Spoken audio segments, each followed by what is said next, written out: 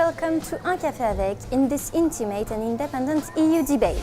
After 2 weeks of intense negotiations, nearly 200 nations adopted a legally binding agreement on climate change. The aim is to keep global warming well below the threshold of 2 degrees with an aspiration of 1.5 degrees. This historic, durable and ambitious agreement, as it is called, proves that cooperation works for the planet. All you need to know about the results of COP21 negotiations is in this video.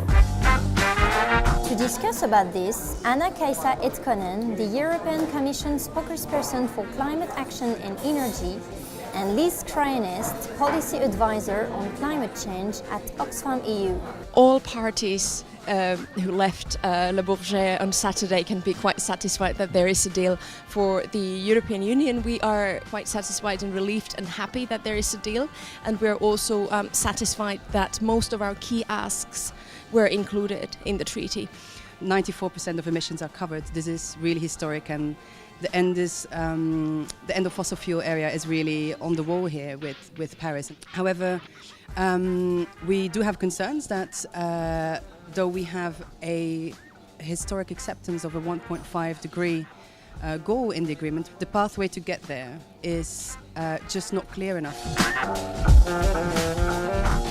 There is something to European diplomacy. Of course, the French presidency doing a fantastic job, and the EU playing a key role behind the scenes. It was not something that we set up, that we came up with in Paris, the High Ambition Coalition. I mean, it was really something that required years of work.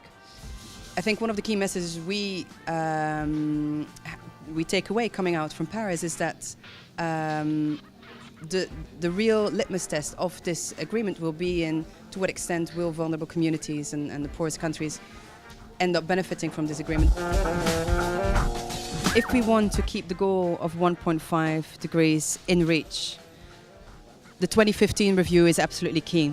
There is a limited carbon budget, so how the stronger and the quicker we act to reduce our emissions now, the higher the likelihood we stay below 1.5 degrees. There's no single piece of paper, however many countries have signed it, to save the world. I mean, it really now, I think we only now need to start the work. We now have guidelines that need to be revisited, but I wouldn't say that the world's quite safe yet.